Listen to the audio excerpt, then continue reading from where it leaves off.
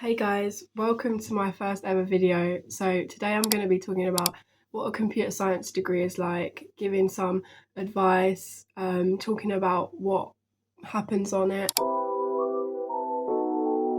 For context, I'm a first year computer science student, so I started a few months ago, and I'm just going to be talking about my experience so far. So the first thing I'm going to talk about is the programming side of things.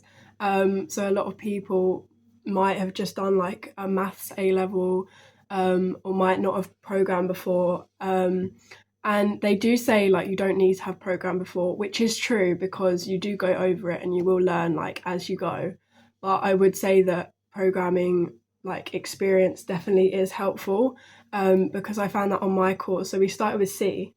I'd only ever done Python before, and I felt like they threw us a bit in the deep end, like with our first courseworks and stuff. So I would say that having any kind of programming sort of experience would be useful just to get you through those first few like courseworks. I don't know, it might work different at other unis, like they might not have the same weekly courseworks for programming that we do, but yeah, I would say some of it's been a bit challenging, so I would recommend. The next thing I was going to talk about, and this one might be like a different for every uni, for example. So I'm at a Russell group, so obviously it's going to be quite intense, but we've had quite a lot of courseworks right from the start, like way more than I'd sort of expected. So we've had one programming and algorithms one, we've had two for assembly language, and we've had a maths thing as well every week. Right from the very start as well, and it all goes towards your final grade, so it's sort of quite important as well. So in a way it's good because, you know, like if you're not someone who's more like who prefers exams and you want to just get your points as you go along, that's quite good. But if you're someone who struggles to stay organised and stay on top of work, that might be something that you want to think about, because it is quite a lot and you have to sort of try and get it done as much as possible, or else it's going to be left sort of till the last minute. But some of them are easier than others, and so obviously some of them are worth a lot more than others, so you have to learn to sort of prioritise as well. But yeah, that's something I didn't expect as much, because I thought there'd be a lot more emphasis on exams. And for some modules there are, for example, networks is like 75% exam because there's less coursework that you can do for that. But for programmings, and algorithms, I think it's like 75% coursework or something like that. So it depends what kind of person you are, whether that's a pro or a con.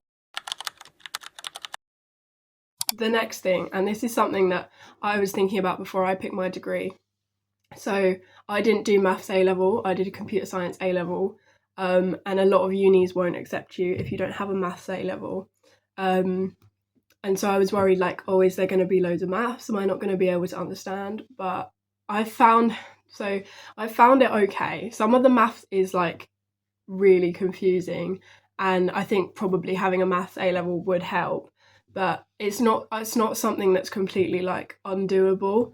Like I've been managing to get through all my maths courseworks and like grasping all the theories and stuff, and I don't know, it might change when we get to like the harder stuff like calculus, but at the minute, because it's quite oriented towards computer science, like our first thing we did was sort of the and or not, if and only if, implies.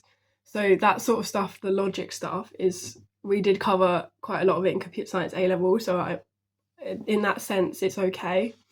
But I wouldn't say you need a maths A level. You just need to be sort of like logically minded.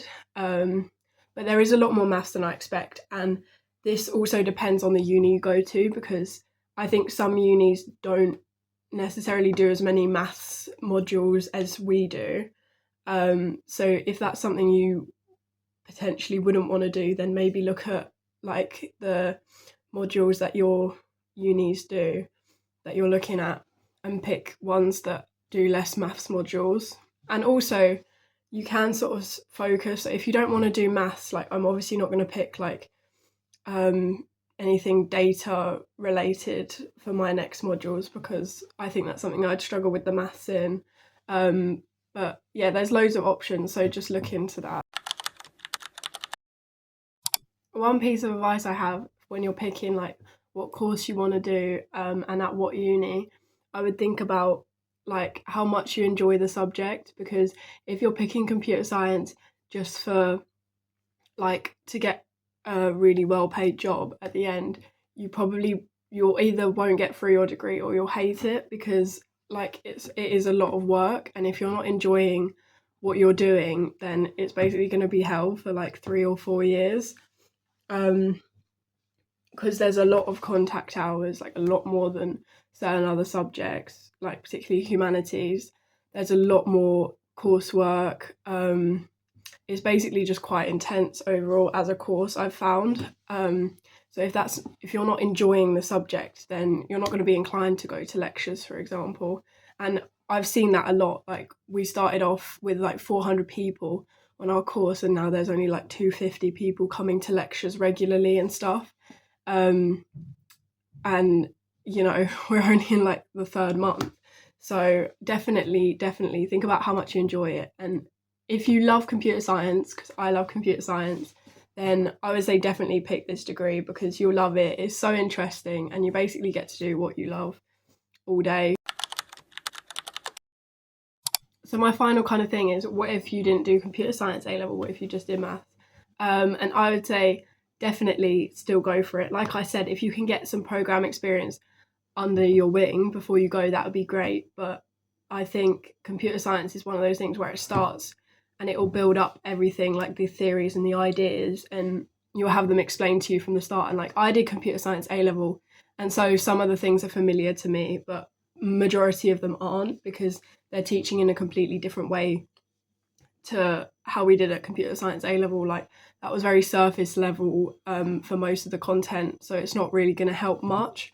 But I would say definitely still go for it, if you didn't do computer science A level, because it's still a really great degree. And if it's something you're going to be interested in, like go to the open days, try the trial lectures, read up about the course and stuff. I think that definitely still could be a really good option, because yeah, it's just a really good course.